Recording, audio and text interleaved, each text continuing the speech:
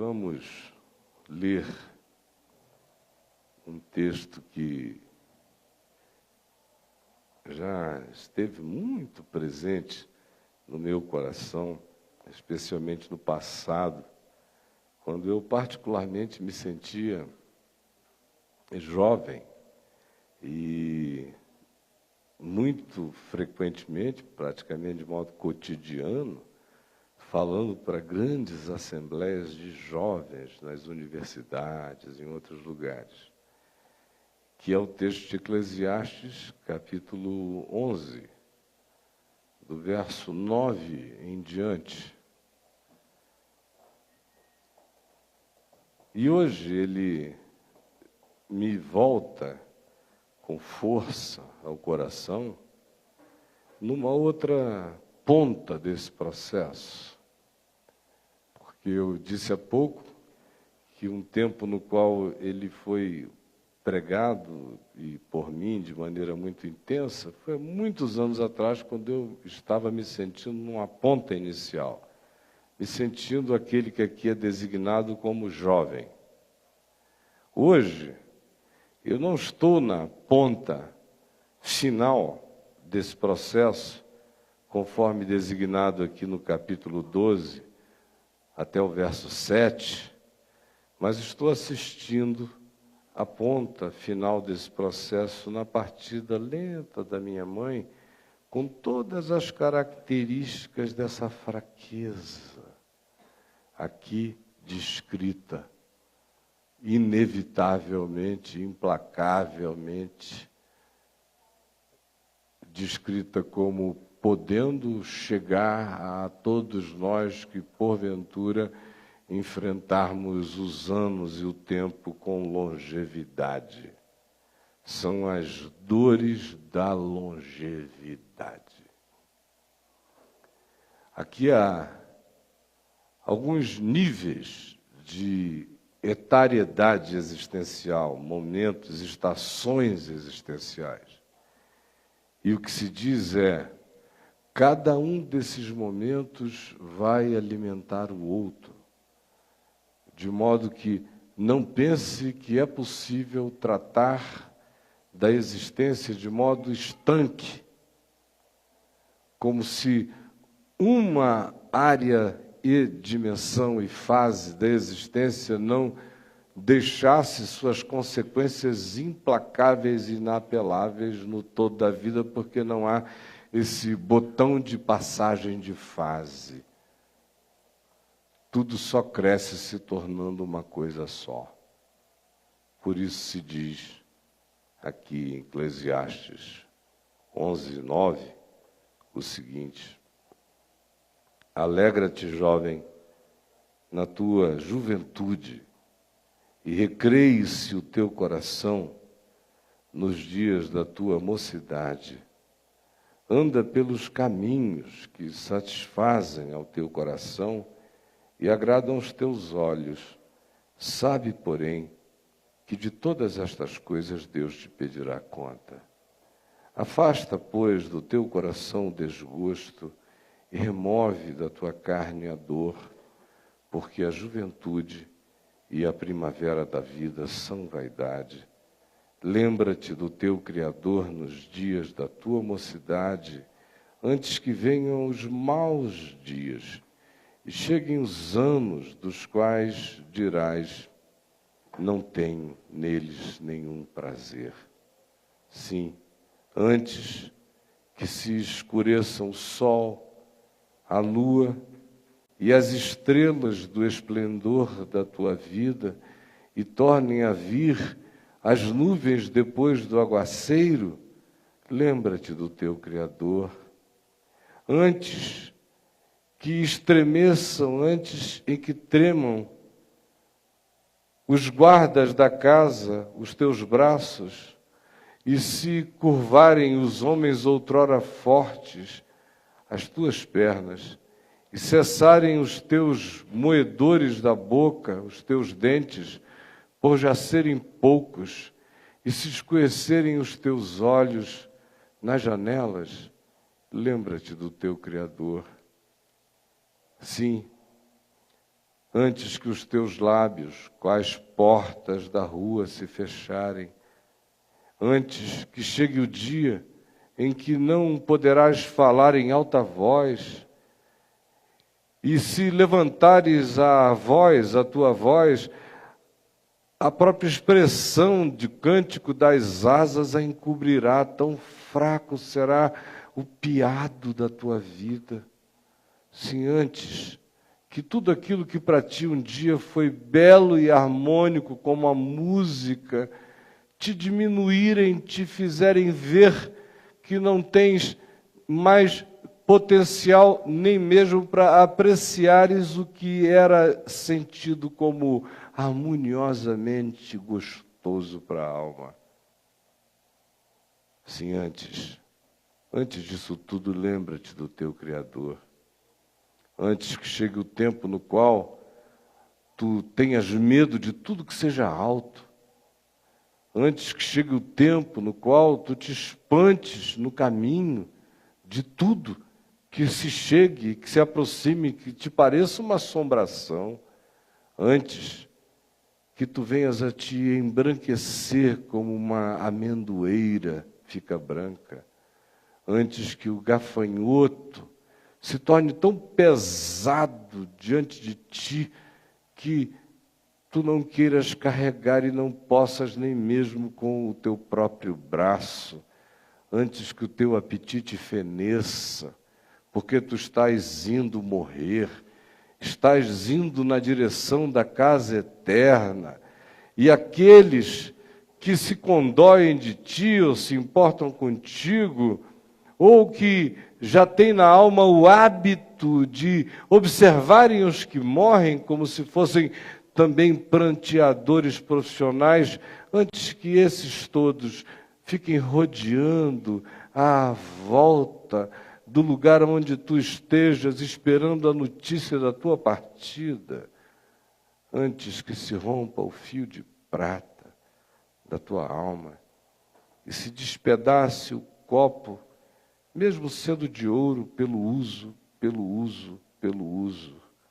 e se quebre o cântaro pelo desgaste de tantas idas à fonte, lá se rebente e se desfaça junto à roda que puxa o cântaro do fundo do poço, e antes que tu, no teu corpo, voltes à terra, como o teu corpo um dia foi terra e pó, e antes que o teu espírito volte a Deus que o deu, lembra-te do teu Criador, porque tudo que tu estás vivendo hoje, sabe, é vaidade de vaidades. Jesus, ajuda-nos a enxergarmos, a discernirmos e a aprendermos esta palavra segundo o Evangelho, conforme Jesus, tu mesmo, a entendeste, para ti como homem na terra e para todos os demais que de ti bebem a água da vida. Em teu nome. Amém. Podem se assentar.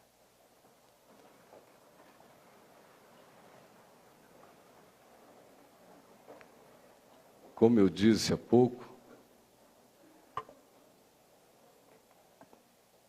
à semelhança da própria sequência desse texto por nós lido, que começa na juventude e vai fazendo uma evocação de atenção, de reflexão, de entendimento, de busca da sabedoria, da compreensão das coisas, enquanto a vida não entre em estados terminais. Esse texto que começa assim vai até ao final, onde pelo uso todas as coisas se corrompem, se desgastam, a começar desses nossos corpos de morte, desses nossos vasos de barro, desses containers do nosso ente real, espiritual, incorruptível, e que já é herdeiro da eternidade, habitando, porém, o casulo desse momento, dessa maturação, em estações e estações que visam, ao final, liberarem-nos para o voo da glória. E aqui se começa dizendo ao jovem para ele não ter medo da alegria. É diferente de quase tudo o que a religião ensinou. Por causa de Deus, cuidado, jovens. Por causa de Deus, segura o pinto. Por causa de Deus, não dance. Deus não gosta de dançar. Por causa de Deus, não tenha muito prazer em nada que seja prazeroso. Deus não gosta de muito prazer. Por causa de Deus, constranja-se, restrinja-se.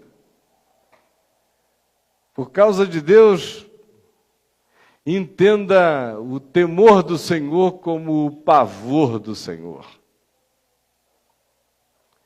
Por causa de Deus, fique neurótico, obsessivo, compulsivo, por comportamentos meticulosos, de autovigilância proibitiva. Por causa de Deus, fique também paranoico, fique com medo de ser tragado pelo diabo a qualquer momento, porque sua vida certamente não apresenta qualificações de autoproteção espiritual que lhe garantam uma posição de segurança total em relação a investidas malignas contra você.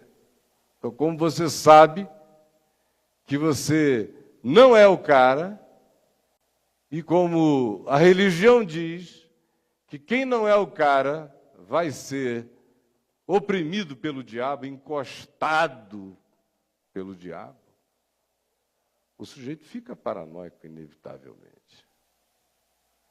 Tudo é culpa por causa de Deus, e tudo é suspeita de calamidade por causa de Deus. Aqui, no entanto, é diferente. Aqui se diz: alegra-te, jovem, na tua juventude, e recreie-se o teu coração nos dias da tua mocidade. Anda pelos caminhos que satisfazem ao teu coração e agradam aos teus olhos. Sabe, porém, que de todas estas coisas Deus te pedirá conta. Mas alegra-te. O que se está dizendo, então? Se manda que o jovem se alegre na sua juventude, que ande no caminho da satisfação, do prazer, e ao mesmo tempo se conclui dizendo: sabe, porém, que de todas estas coisas, da tua alegria, da tua satisfação, do teu prazer, Deus te pedirá conta. Coloca a gente numa posição de paradoxo, do tipo agradabilíssimo para o Milton, interpretado pelo Al Pacino no Advogado do Diabo, que fazia aquela acusação a Deus, dizendo: ele coloca as coisas em posições contraditórias e diz: veja como é gostoso, mas não coma. Te dei boca, mas não engula.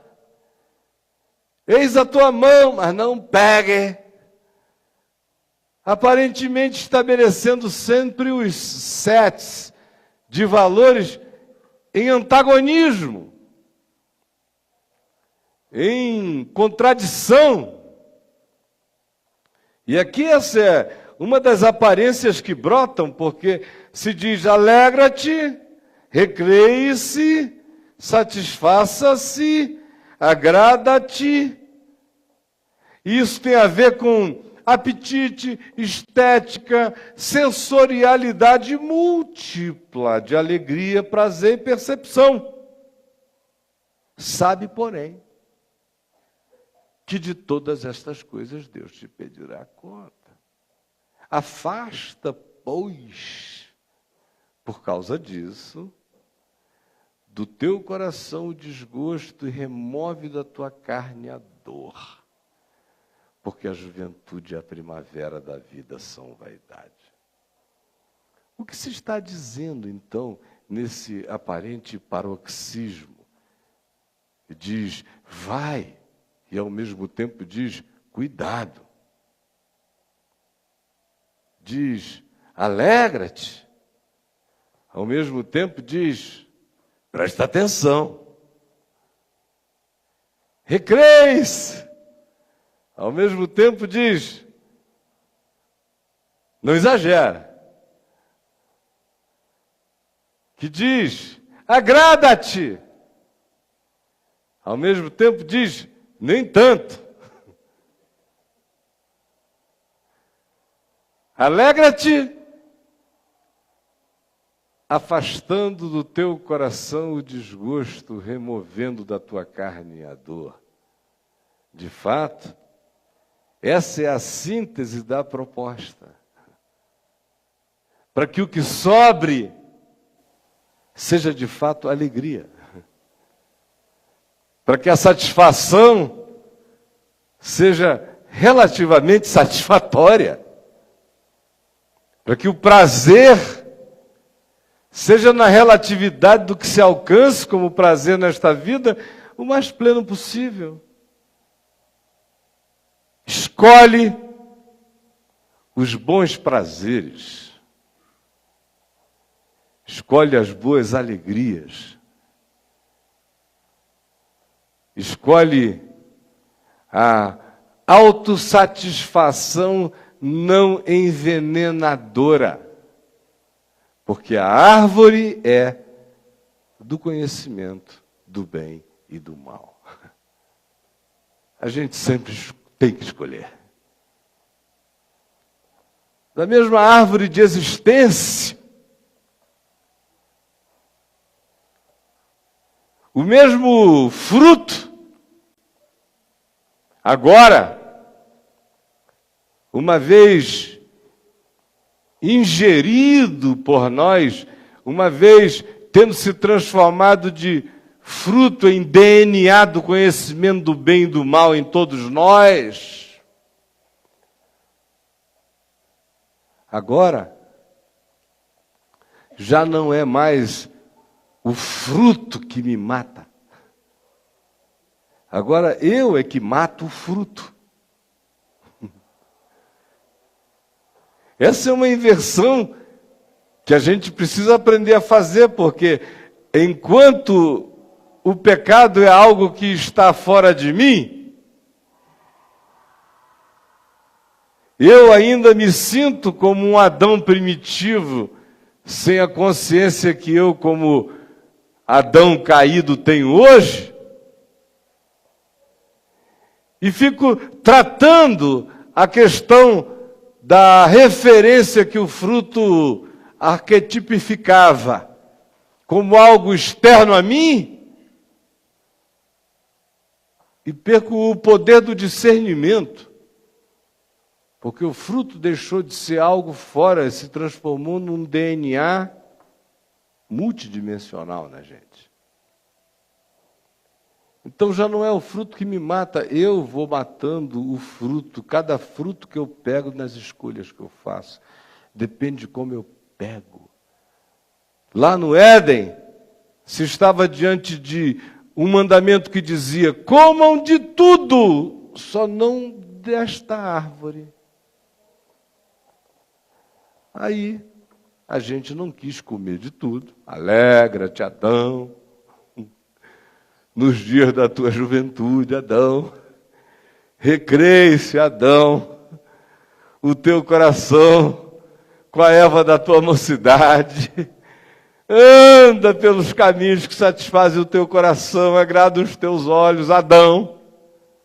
Sabe, porém, Adão, que dessa aqui, no dia que tu comeres, certamente morrerás.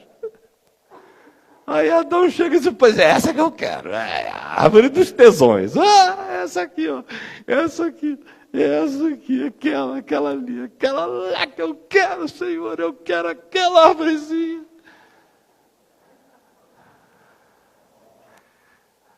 Aí o Senhor diz: mas por que aquela? Olha aí, Adão. Mas Adão disse: é só aquela que me serve.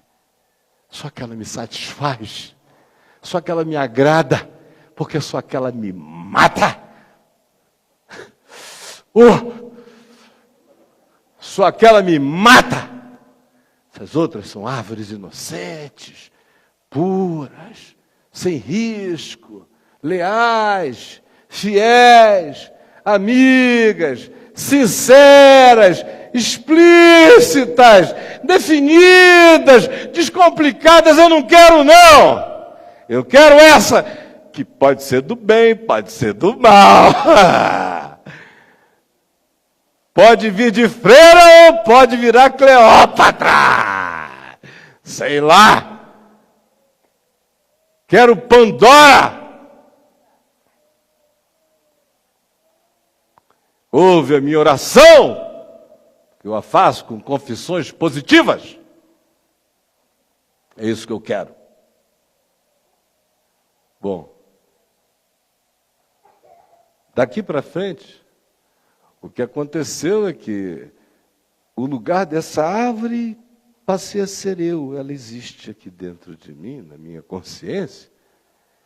E aí, todas as demais árvores do jardim deixaram de ser, para mim, o que anteriormente elas eram.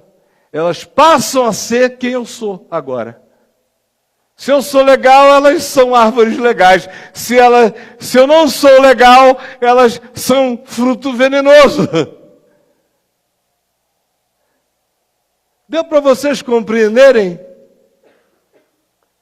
Por isso se diz: alegra-te, porque a tua salvação está em que tu aprendas a escolher as boas alegrias, porque de ti pode proceder qualquer coisa, e as mesmas coisas, os mesmos frutos, podem ser de vida ou podem se tornar de morte, depende do teu olhar, do teu toque, do teu tipo de desejo, do teu tipo de cobiça, do teu tipo de busca de satisfação, do teu apetite, porque existem trilhões de formas de ter apetite, quaquilhões de formas de prazer, vinculadas às mesmas coisas.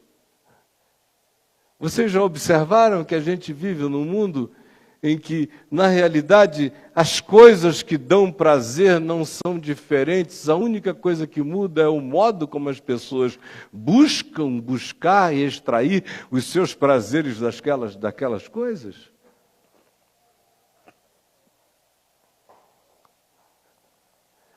Agrada-te, alegra-te na tua juventude, porque fazer supressão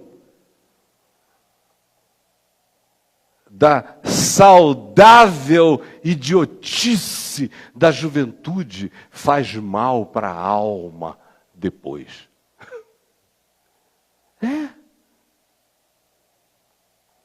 Fazer supressão das saudáveis, alegres, tolas, alegrias, esperanças da juventude, do tempo do não peso, da não gravidade, das levezas, das vaidades, faz parte da nossa sobrevivência neste mundo da árvore que se transplantou para dentro da gente, fazendo da gente os eventuais envenenadores ou santificadores do resto do jardim, dependendo do nosso olhar, porque todas as coisas são puras para os puros, mas para os impuros, todas as coisas são corrompidas. Então,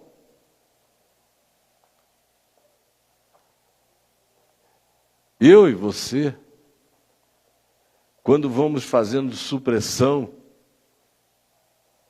de realidades que em cada momento da vida precisam ser vividos, apenas vamos acumulando aquilo que o livro de Eclesiastes diz, dores e dores para o futuro. Ou, quando num determinado tempo da vida você produz exacerbações, exageros, fixações, idolatrias de dedicações, ou busca frenética de atender determinadas dimensões, você também está fazendo um investimento cumulativo, negativo, que infalível e implacavelmente virá na sua vida depois. Quando eu vivo as boas alegrias no crescimento da minha consciência, indo da minha adolescência, passando pela minha juventude, em cada fase da vida com propriedade, as etapas vão se resolvendo e a tendência é que caminhe para o rompimento do fio de prata, caminhe até aquele dia em que o cântaro se rebenta junto à fonte e que o copo de ouro se despedaça de tanta utilização, mas caminha para lá da maneira mais saudável possível, debaixo do sol. Agora, quando você vai vivendo essas fases e fazendo ou supressão, do tipo que diz, não, você vai acumulando coisas que vão explodir adiante, que vão transformar a sua existência numa agonia sem fim, que vão virar você de cabeça para baixo.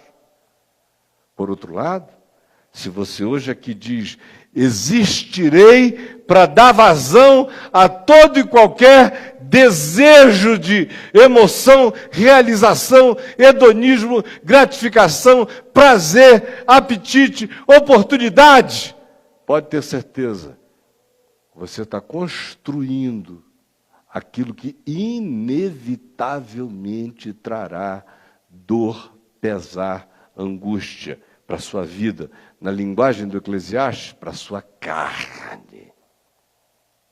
Por isso ele diz, remove antecipadamente dores futuras no teu presente.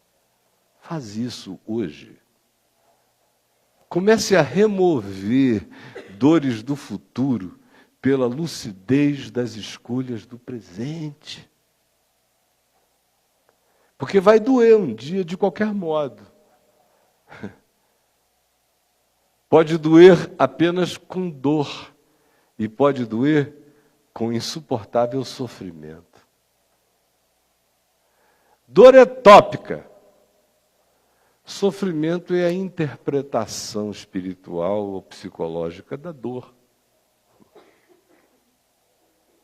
Aí, a mesma dor produz sofrimentos distintos, dependendo de que mente, de que alma, de que espírito sente aquela dor.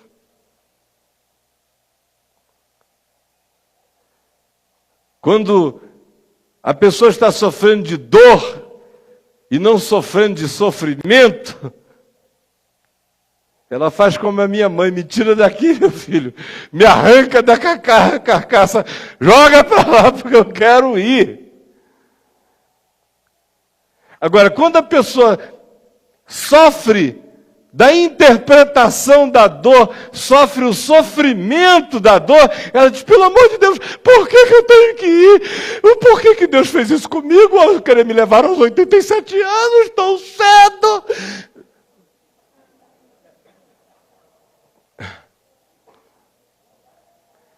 E as outras raivas que vão dando.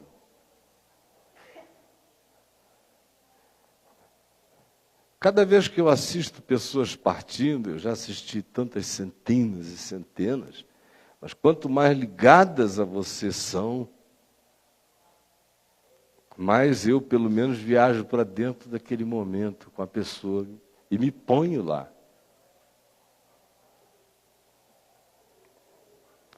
E fico avaliando, como já acompanhei em algumas ocasiões, pessoas carregando as dores tópicas desse processo de envelhecimento até a partida. Como é o caso da minha mãe, já acompanhei gente vivendo cheia de Deus e de esperança, e gente vazia de Deus e de esperança. Aí você vê bem a diferença entre um ente dizendo, ai, tá doendo, e quando fica desesperadoramente doído, a pessoa quer ser catapultada para a certeza da eternidade. Mas quando ela não tem essa eternidade, que é o eixo da sabedoria, que ajuda a, desde cedo, evitar as dores desnecessárias, acolhendo desde já os bons prazeres na vida e não os maus prazeres na existência.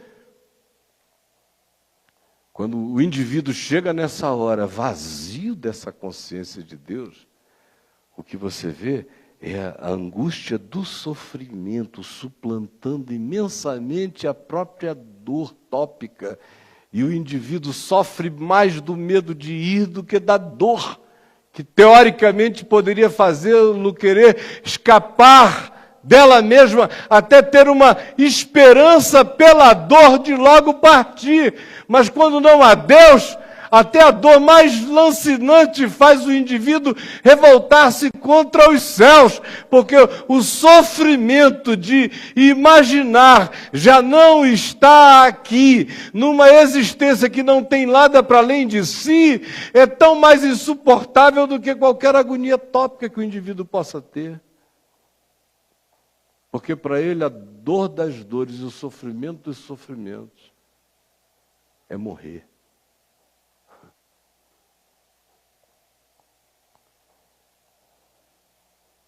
Aí você diz, mas o interesse da revelação de Deus é ensinar a gente a morrer? Não foi esse o interesse da religião o tempo todo? Não, a religião nunca quis ensinar ninguém a morrer. A religião, o tempo todo, quis apenas que as pessoas não soubessem como morrer para morrerem nas mãos dela. O Evangelho diz, aprenda a morrer o mais cedo possível e viva muito bem. É uma loucura, né?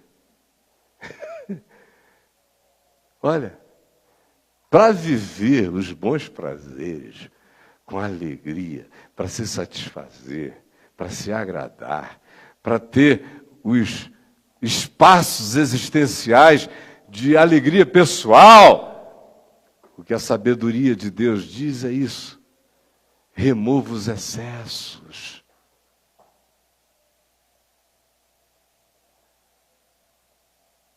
Volte a apreciar de novo o todo das árvores do jardim, os gostos. Deixe a sua obsessão pelo frenesi de encontrar o absolutamente distinto de tudo, que é uma compulsão da árvore do conhecimento do bem e do mal plantada em nós. Deixe isso morrer. Porque quem comeu esse pão da vida, da certeza eterna, de já estar em Cristo, o quanto antes adquire essa percepção na vida, mais vai se sentir com liberdade em cada estação da existência para fazer todas as coisas que são próprias à vida, sem excessos. Porque a única coisa que se está dizendo é isso. Viva sem excessos para que as alegrias sejam plenas. Porque aquele que luta contra a alegria, fazendo supressão, adoecerá. E ela explodirá contra a existência, contra a vida, em algum momento adiante, em excessos e dissoluções.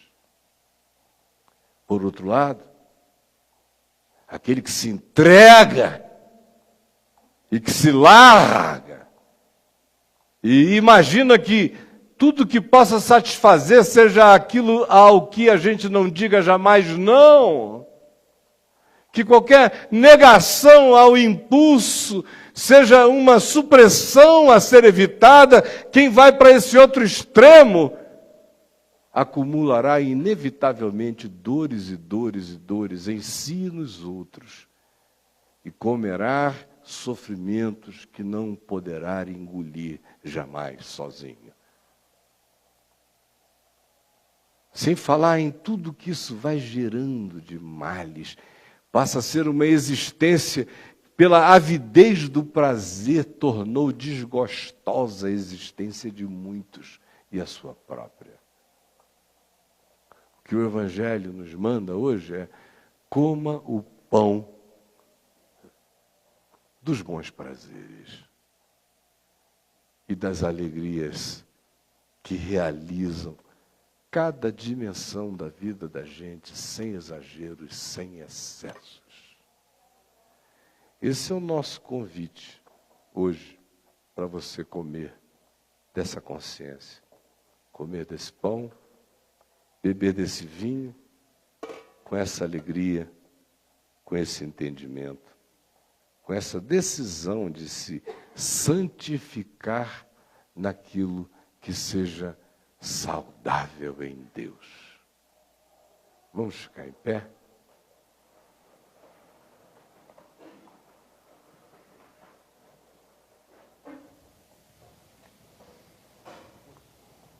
Enquanto nós procedemos essa distribuição, eu quero chamar aqui à frente Eximã ou é Erimã? Erimar. Eximar. E o Kleber. Estão aqui? Estão aqui. Eximar e o Kleber. Por favor. Eximon. Bom. Tudo bom, Eximon? Pai, meu irmão. Tudo bem? Ei, Kleber. Tudo bom, mano? Amém. Que bom. Vocês pediram para ser batizados, é isto, amigos? Isto mesmo? E por que vocês estão com esse desejo?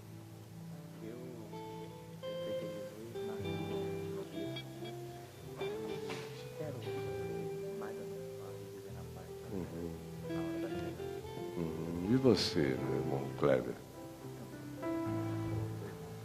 Vocês são irmãos, certo? Cresceram na igreja evangélica. Mas estão tomando uma consciência de que o evangelho é mais que religião. Amém. Eximã e Kleber. Eximon. O mais velho quem é? É o Kleber. É, né? Então os primeiros serão os últimos e os últimos serão os primeiros. Eximon, eu te batizo em nome do Pai, do Filho e do Espírito Santo, em nome de Jesus, em nome do Eterno, do Deus único que te ama, que é Pai de todos, age por meio de todos, está em todos, e que tu escolhas os bons prazeres de Deus para o homem todos os dias da tua vida. Faze as boas escolhas em nome de Jesus, hoje e sempre. Amém. Kleber, meu mano amado,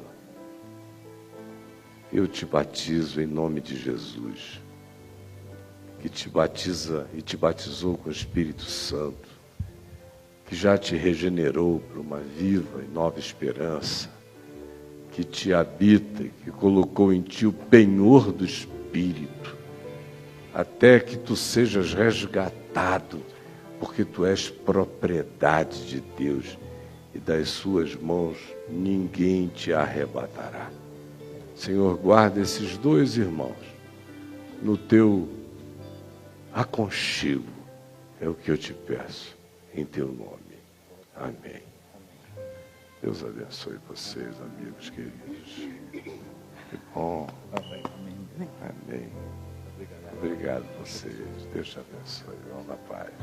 Meus queridos, na noite em que o Senhor Jesus foi traído, Ele tomou um pão e o partiu e deu aos seus discípulos, dizendo-lhes: isto é o meu corpo, que será entregue por amor de vós. Todas as vezes que comerdes este pão, fazei isso em memória de mim.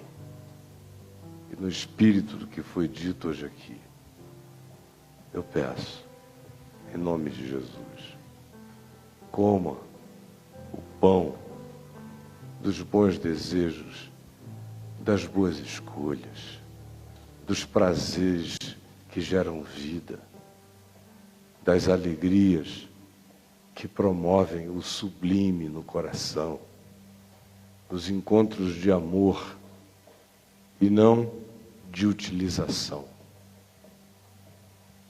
Comamos do pão da vida em nome de Jesus.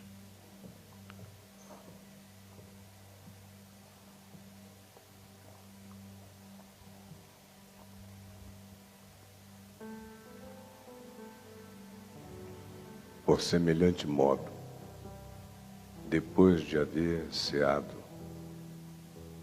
ele tomou um cálice e o deu aos seus discípulos, dizendo-lhes: este cálice é a nova aliança no meu sangue. Todas as vezes que o beberdes, fazei isso em memória de mim. Bebamos vida. Bebamos as alegrias no Espírito Santo, que edificam o coração e que não cobram nenhum débito em nenhum outro momento da existência. Bebamos todos.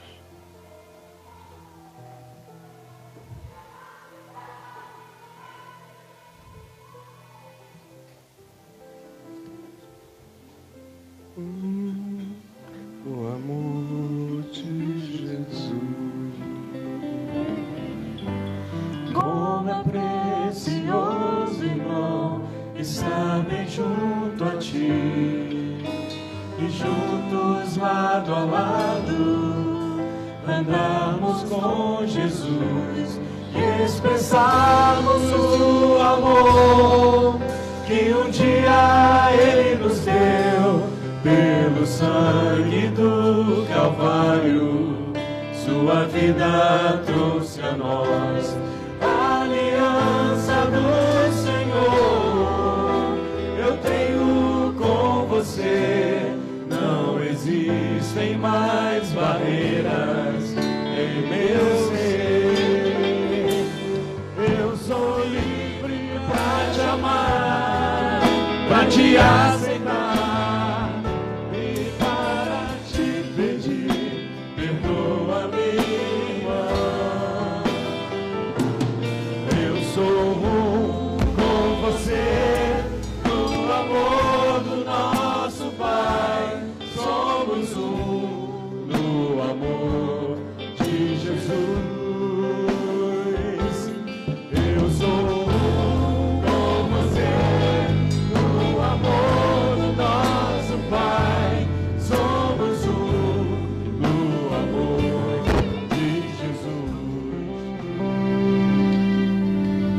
amor de Deus, o nosso Pai,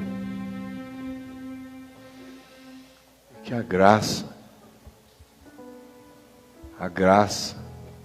do Cordeiro eterno, que é Pai, que é Filho, que é Espírito Santo, que é um, que as alegrias, que o gozo, que a força, que a esperança, que o poder do e no Espírito Santo estejam sobre todos nós, sobre todo o povo de Deus, sobre toda a humanidade esperançosa no socorro divino, agora e por todo sempre. Amém, amém e amém. Que Deus nos abençoe em nome de Jesus. Esse louvor é gostoso. Salvador, outro igual não há. Todos os dias quero louvar as maravilhas de